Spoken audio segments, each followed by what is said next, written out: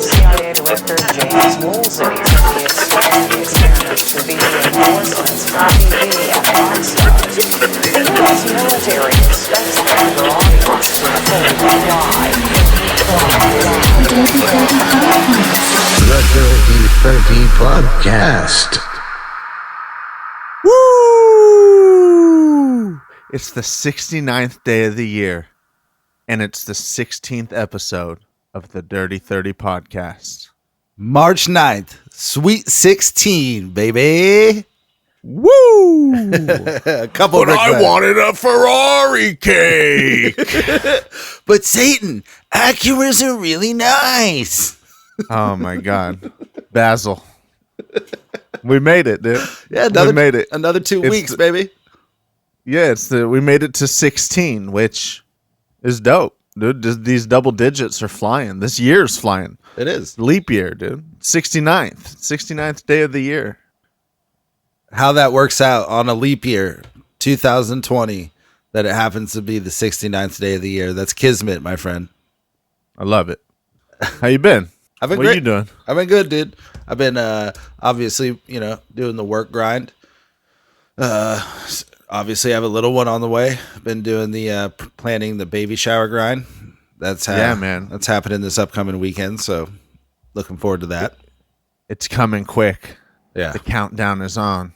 We're at like a couple months away now. Yeah. yeah. We're in the third trimester officially. 29 weeks. They call that the Bermuda Triangle. Yeah.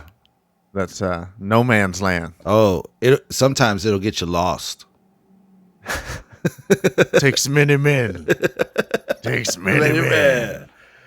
Hell yeah! How have you been, dude?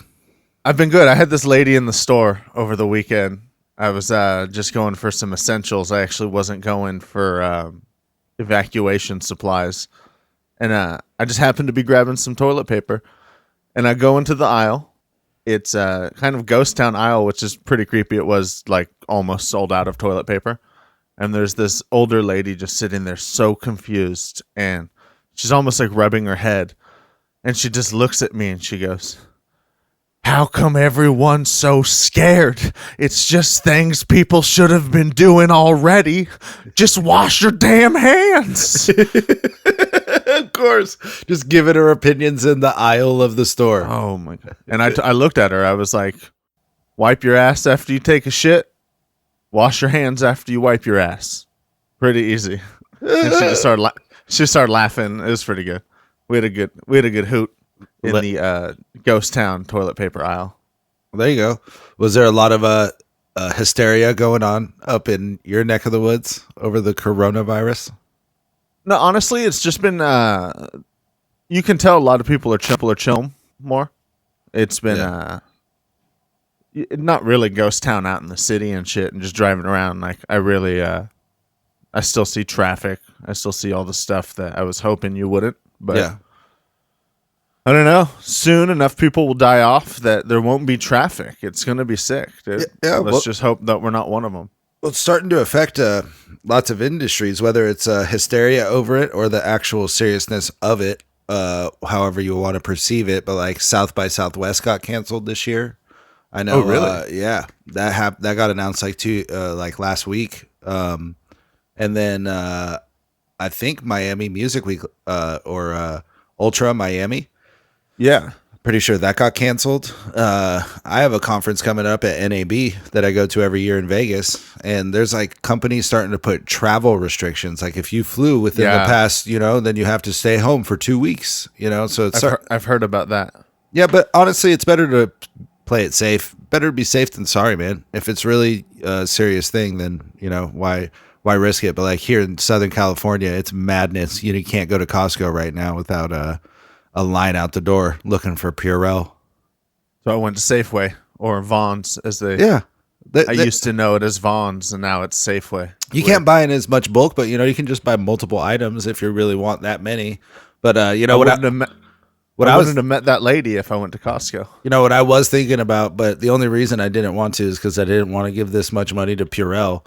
But I wanted to on Monday just pull it like Danny DeVito and It's Always Sunny and just shave all of my body hair, including my eyebrows, and then just cover myself in hand sanitizer and just like cruise into work like I am immune. Oh, I'm so into it. You got to go live, just like video that while you're preparing. Wouldn't be a bad call, you know. Oh man, yeah, people are freaking out.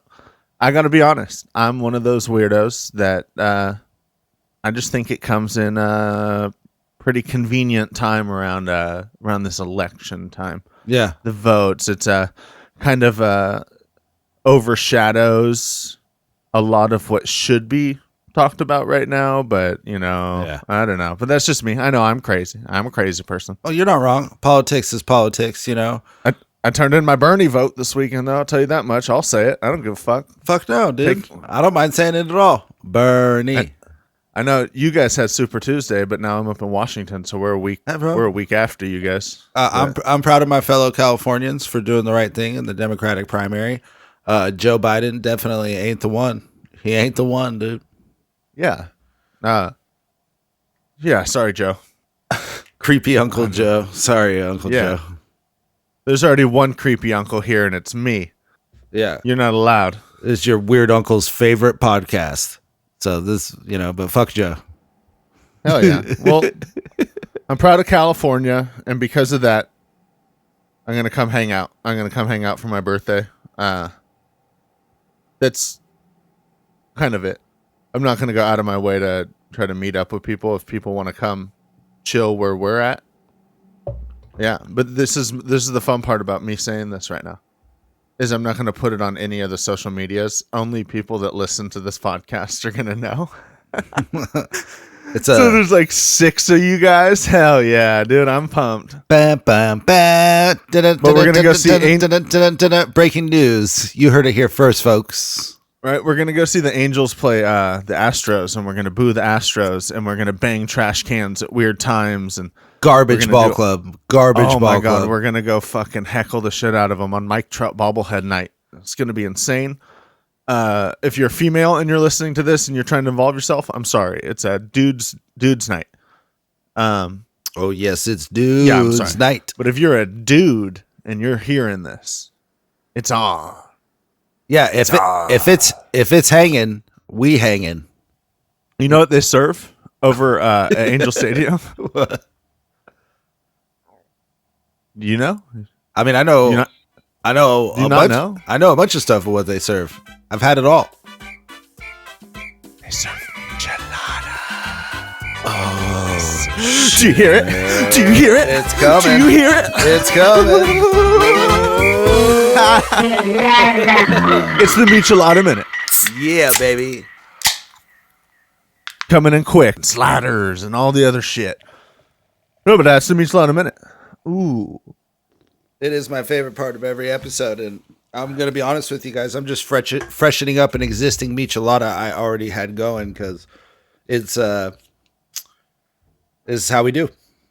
I know. We've been writing it into the program earlier and earlier, too. It's been so good. So good. I don't think that it's a coincidence that the episodes have been flowing just a little bit better like Micheladas when we have the Michelada Minute a little bit earlier. So cheers to you, Cheyne, and cheers to our listeners. Cheers Anybody, to you, Tim. everybody. Cheers to the listeners. Yeah, everybody that's been sending us their Michelada pictures. We appreciate it. Keep them coming. We love you all. We're getting into summertime. We're getting into Michelada season, and I have a feeling it's going to be a strong one this year, Cheyne. Oh, no, I'm feeling it. And what better way to start off April, which was always the birthday party month, with my birthday being on the 3rd, yours being on the 21st. We always partied from the 3rd to the 21st. It's what we did. Yeah. And I'm excited to come hang. I'm excited to drink all the micheladas. And yeah, man, it's going to be good. Dude, we're going back to Cali. Yeah, you are. Yeah, that's true. You're not. Don't say we. I know, but I don't know if the song would sound as good if. I'm going. No, I know the song itself does, but I mean, like in our situation here, I mean, it's a we podcast, but no, it's gonna be good. It's gonna be fun. I'm just busting your balls, dude. I know. You know who busted balls? James Dean, dude. I don't know. You broke some balls, busted some balls. Crashed and died. He definitely had his balls fondled a lot, dude. That dude was a playboy. Yeah, dude. He got him. Yeah. He touched balls too. 1955, you can still fondle others, and Behind closed doors, sure. you didn't have to ask permission. Did you can fondle men, women, fucking. Just don't be a chomo. Everything's fair game. Hey, that's not proto. That's not proto. Fucking March 9th, 1955. James Dean's first performance in a major film. It's kind of the one that it dated on the date. He acted in things, but this was his first major film. It was the East of Eden, and he actually was nominated for an Academy Award for it. It's pretty impressive stuff for 1955. The Bad Boy. It's a great film. If you guys haven't seen it, I highly recommend it. I've seen it about 1,900 times. I could tell you every scene front to back. One of my favorite James Dean films. Just kidding, never seen it. But maybe I'll check it out. I'm sure it rips. Speaking of ripping, 1959. Barbie doll makes a debut at the American Toy Fair in New York. Toys from the 1950s, the doll was designed by Ruth Handler and introduced by Mattel Toy Company, costing $3. Barbie rips for sure, dude. Dude, $3 for Barbie? That rips. That rips hard. You know what else rips? Michael Jackson had a case in 2005. This rips where hard. He probably lured these children in with Barbies. And how it all comes full circle, March 9th. Absolutely. No, but the pop star was allegedly molesting kids. And a lot of that broke on March 9th. That was where he actually took the witness stand. But, it's all allegedly. What are they talking about? No one knows. Yeah, dude, that documentary, Surviving Wonderland, or Neverland, that one was I thought a pretty biased documentary, but like also pretty gnarly, even if any of it was accurate. Dude, where he's and it sounds weird to word it to where I know other people are going to hear me besides you, just specifically in this conversation. Yeah. But now I've committed. But the scene where the guy just and if you haven't seen it, just skip forward 15 seconds right now. But the scene where the guy says he just bends over and has Michael Jackson stare at his butthole. That freaked me out, dude. That freaked me out. I knew that was coming, and I still couldn't help from laughing when you actually said it. And dude, that seriously. I shouldn't laugh. It's not funny, but it's funny. It's not funny. It's just not funny, but well, this isn't funny. 2009. President Obama ends restrictions on stem cell research, and bless the dude for it, because honestly, all the medical breakthroughs that have happened just in the stem cell research that's happened in this time is pretty significant. And shout out Obama for that. Yeah, that seems absolutely idiotic, especially if it's voluntarily and it's done ethically. Then there's no reason why you shouldn't be able to study the benefits of that to human health. Right? Yeah, so shout out Obama. That ain't funny. Obama. Obama. Yeah, Obama. We need you. We need you right now. Well, when Obama was from Chicago or wherever all those weird places, he was from all kinds of places. No one ever found his birth certificate, I think. I don't know what happened. But Illinois, though, for sure. Illinois, 2011, they abolished the death penalty. So, yeah, that's fucking good for them. I think death penalty is pretty brutal, but maybe not too. I mean, I don't know. I don't know if I have a stance really. I don't think they should have it, but I think I've got a pretty pragmatic stance. I think that there's certain crimes that you can commit that are so heinous that it's probably best to just not have that person here. But what I kind of don't agree with is, kind of stringing that person along for decades before ultimately doing what you were planning on doing and costing the country and taxpayers money. I don't know. Right. Who Rest cares? in peace, Michael Clark Duncan. Yeah. Rest in peace. What are you going to do? We can put him in prison forever. We could do that too. Is there a right or wrong answer? I think, there are certain crimes that deserve a strict punishment. And I'm honestly not caught up on it at all, so I shouldn't be speaking on it. But I know what Alabama just put that dude to death, and that dude was like literally innocent. But that's a problem. And that's like it's its own fucked up thing. But that's a problem. Yeah, they just did that, so that shit's still happening. That's a good call. Yeah. You know what I say? I guess from a humanitarian perspective, you don't. If they'll put dogs down, you should be able to put humans down, because I think dogs are better. But you know who is the dog that is better? It's Little Bow Wow. It's his birthday today. That was fucking silky smooth, just like his moves in Like Mike, if you haven't seen that movie. Happy birthday, Bow Wow. Happy birthday, Bow Wow. That's one dog I won't put down. Yeah.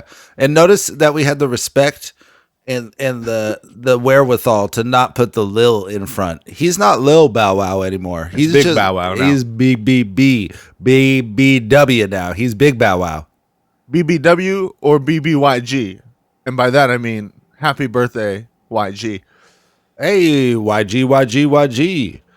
I don't honestly know any of his music off the top of my head. I just know he's been around for a minute.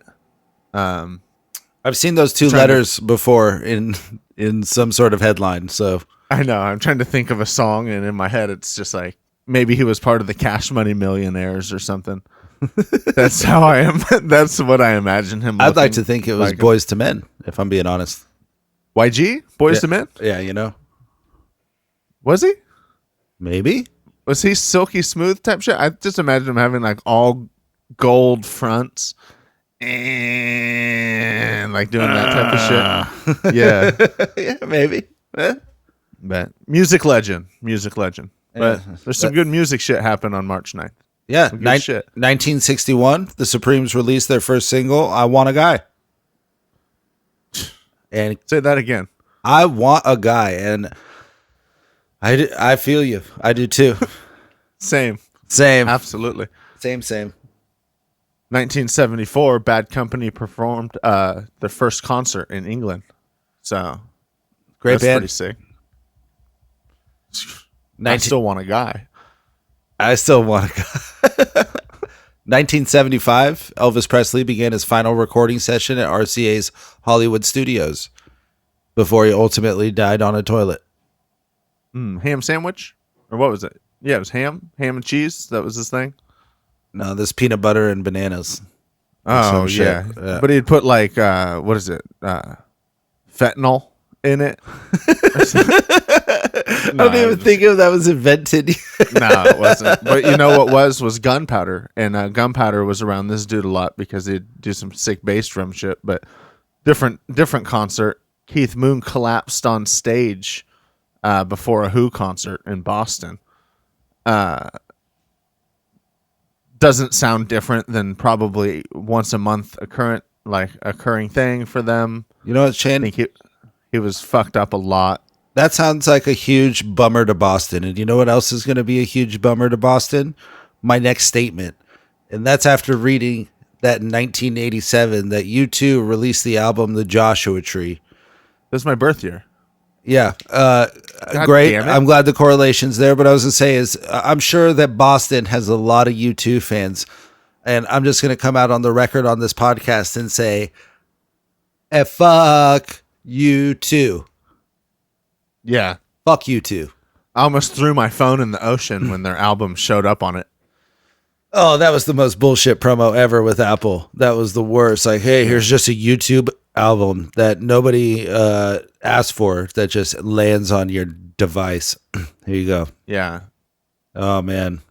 That album's a tragedy. That band's a tragedy. But truly, the biggest tragedy of March 9th is in 1997 in LA. Our boy, the notorious B.I.G., Christopher Wallace, was killed in a drive-by shooting. He was only 24 years old. As an almost 33-year-old man, holy shit, dude, he was a kid. Tragic. Yeah, that's insane. Yeah, May 21st, 1972 to March 9th, 1997. Obviously, better known as the notorious B.I.G., Biggie Smalls, or Biggie. He's our person we want to party with from the past here, too. We're going straight into it, but notorious. This is the boy, dude. This is the boy. You know, as a big boy myself, what an icon. You know what I mean? This guy single-handedly kept the big boys on the map as far as the sex icons in the big boy game was concerned. Yeah. You know, they mention it in every documentary or anything that they can mention. This guy was a silky smooth playboy that fucking, you know, was a wordsmith. A wordsmith. And in my opinion, you know, we're from the West Coast. We listened to a lot of hip hop growing up, Cheyne. It was just inherent growing up around here. We obviously were very, very influenced and were surrounded by the West Coast flavor of hip hop. But yeah, there's no denying that this guy was taken way, way, way too ahead of his time. Like, this guy could have went on to make some really, really, really legendary music on top of what he had already made by that age, which is insane to think about. Yeah. 24 years old. And we got to grow up too with like you were saying with that West Coast side. We had Tupac, and it's almost like the Beach Boys and Beatles comparison. Like, without Tupac, Biggie isn't what he is. Without Biggie, Tupac isn't what he is. Like, their rivalry on the East West Coast thing, musically, not fuck all the gang shit, fuck all the red and blue bullshit, but just musically, they were pushing each other so fucking much.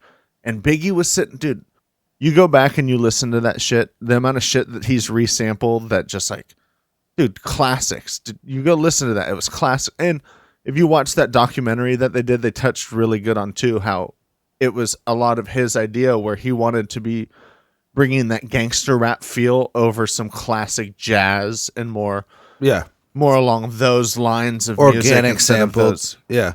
Those more aggressive hip hop beats. He had more jazz playing in it. What's crazy to think about though is how small of a blip in musical history that this really is that obviously it's probably a surprise to some people out there that Biggie was only 24 years old, you know, when this happened. I was only 10 years old when this happened, but he was only 24. And looking back on this, it's not like Biggie and Pac were beefing for decades. You know what I mean? No. We're talking about they actually were good friends with each other, and then they ended up beefing, and it was a very small but very fucking, you know, like sort of escalating sort of time in which it was happening, that East Coast, West Coast sort of tension, you know? Yeah. Well, he died in 97, but he signed to Bad Boy Records in 93, which is Puffy's record label. Yeah. So, I mean, he was doing that. So that gives you that little time gap right there. So he had 4 solid years of, you know, probably, I think grinding then was a lot different because you really had to do it. Now you can do it. Like one time, put it on the internet, and there's proof that you've done it, so it's there forever. Yeah. Like back in the day, you had to grind it out and do it every single time in a different city, different, you know, the touring schedule, the touring life was probably a lot more hectic than what it is now. And, dude, I don't know, seasoned.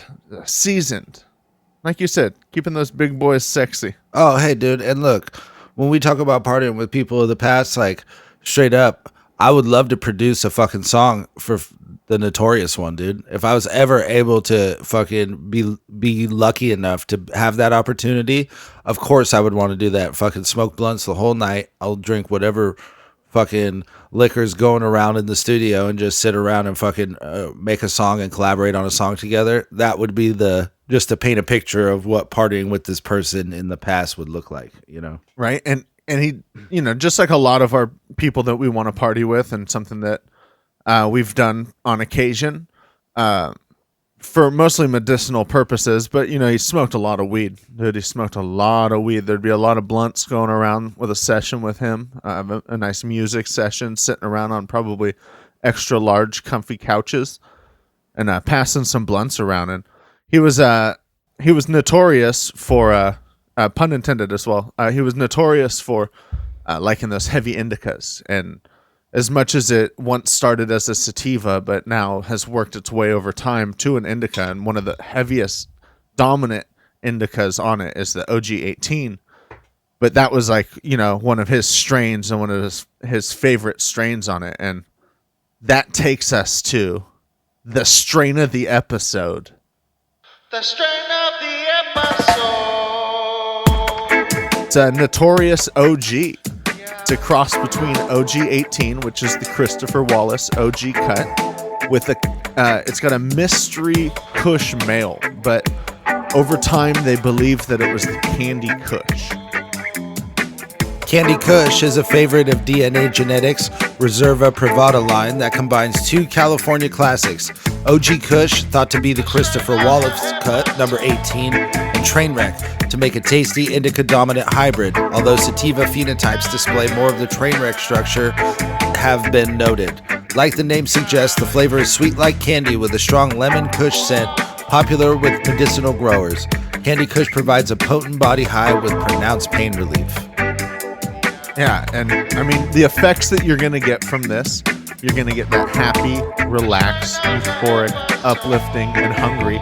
But one of the best parts about this strain is it's like extremely minimal with that anxious feeling, that weird, some people say they get dizzy.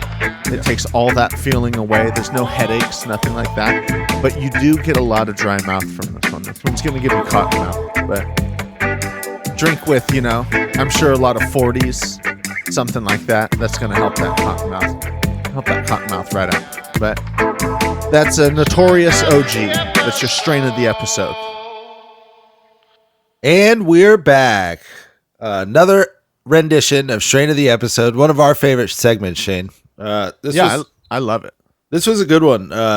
Notorious OG, that tie-in was great, and I think that the listeners are going to be pretty pleased because we got a good theme going on here. We're going to tie right back into our list of, and our list of is going to be a list of some of Shane and I's favorite sweet treats.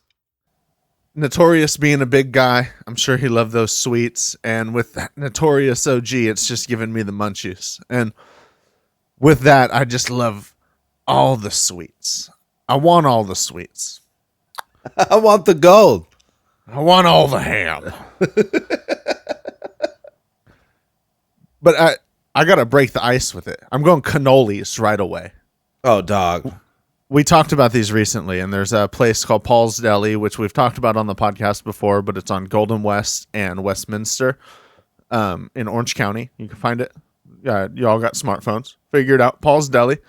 But they've got some cannolis there, and Paul Jr. would give us cannolis every time it was like more than an 8-minute wait. And it was just like, dude, you don't have to do this. And he's like, no, take the cannolis. Just try it out.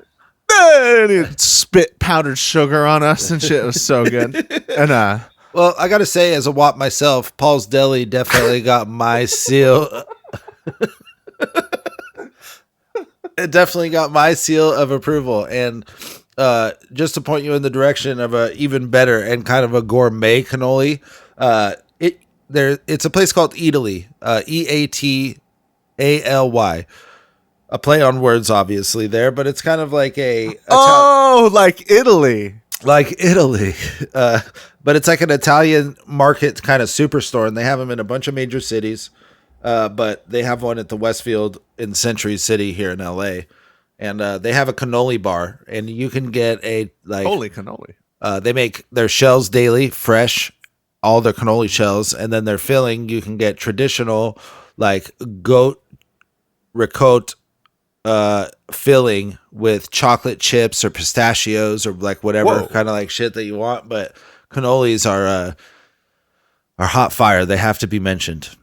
I'd boof one at this point in life, dude. I'd boof one. I'd boof a cannoli. Gross. Speaking of boofing, dude, Oreos. I love Oreos so much. If there's like a sweet that I could have for the rest of my life, one of them, if not the one I would take forever, would be an Oreo. Oreos are absolutely delicious. The only reason I don't eat them is because I can't eat them in moderation. There's no such Oh thing. no, as you just, you eat them by the road. yeah. And it's very hard to do so, but they're hot fire. The double stuffed like Oreos are some of my favorites. Yeah, it's just a smaller row. It's less cookies, you know. It's just you can justify it. yeah. There you go. Oh, they're so good. I know. And then you drink like all this milk and all this other shit that you just really shouldn't drink, and just fuck. All right, I'm gonna throw this one on Inflammation. you. And I love that inflammation so much. I just want the Oreos and milk. Oh my god. That's good. This one's really good too. I know you've had this. It's an Orange County staple. Nothing Bundt cakes. I see what you did there. Dude, they are little tiny. They're Bundt cakes. It's like individually packaged and served, but they have a white chocolate raspberry one that is absolutely hot fire, and it's kind of like a dense kind of Bundt cake that comes in this little plastic thing. But oh my god, check it out if you haven't had it. It's so good. I love them. This was something that is just such a kind of a kooky answer, but when I thought of sweets, for some reason, it kept coming to mind. But Wendy's Frosty. And I'm not talking about this New Jack shit where you can tell them which flavor, because where I come from, there's only fucking one flavor. It's fucking chocolate. And it's a Wendy's Frosty. And it's the greatest goddamn thing on earth. Cheyne, I'm gonna be honest with you. My wife yesterday went to Wendy's. She got herself lunch because we were just on different eating schedules for the day. No biggie, like it's not anything that's a problem. Biggie, another shout out. Rest in peace. She didn't call me and ask, "Hey, I'm at Wendy's. Do you want a Frosty?" Or maybe even just grab a Frosty and be like, "I'm sure Tim, if he doesn't want it right now, will want it at a certain point." So she came home with Wendy's, and I was like, "What, no Frosty?" And that was a point of contention yesterday. So I slapped my wife for the first time is what I'm trying to get at, Shane. Over a Frosty. I'm just happy the kid's not born yet, so it didn't have to see it. You know, God, he'll feel it, that's a horrible joke. but he didn't have to. Yeah, that is a joke. Everybody, that's a joke. I apologize. I'm just kidding. You know what's not a joke? Eclairs. Dude, not a joke at all. I could go for, and eclairs I think kind of go, because it's like a category, right? Because I like a Boston cream donut. I would consider that like an eclair, right? You know? Yeah. I'm right there with you. That's a beautiful thing, right? Yeah, it's super good. But like eclairs are a category of dessert that's pretty much just like what would already be a pretty bomb dessert, and then stuff that shit with a delicious like custard or cream filling. Like get out of here. I like custard, dude. I like custard. A lot of people don't like it, but like those old school like they used to be called Long John donuts too, which is weird. But like the chocolate donuts just with fucking custard filling, I love them. Hey, call me old school. I like custard. I also like Werther's Original. I think I'm going to be one of those old men that kind of just has Werther's Original, and I just give everybody like, "Hey, you want a Werther's?" Dude, a pocket full of Werther's. That's gonna be my fucking lifestyle. A fanny pack full of Werther's Originals. I'm gonna pay people with fucking Werther's one day, but dude, you know, speaking of pay.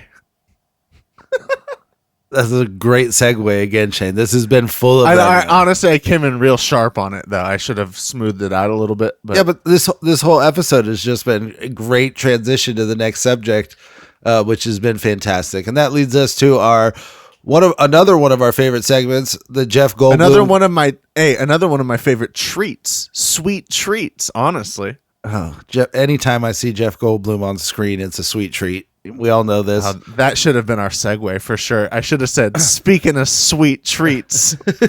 Oh, man. We'll cut it in, but not really. I think it worked regardless. I love it. So here's our Jeff Goldblum quote. "No pay, no Goldblum. That's it." Thank you guys very much.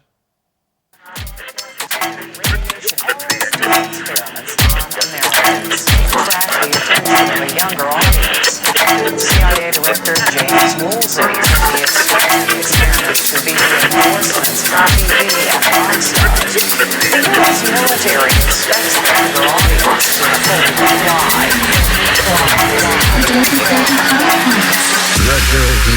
Podcast. Thanks for listening to the Dirty 30 Podcast. Don't forget to like and subscribe, rate and review, do all that fancy shit. TDT PCast.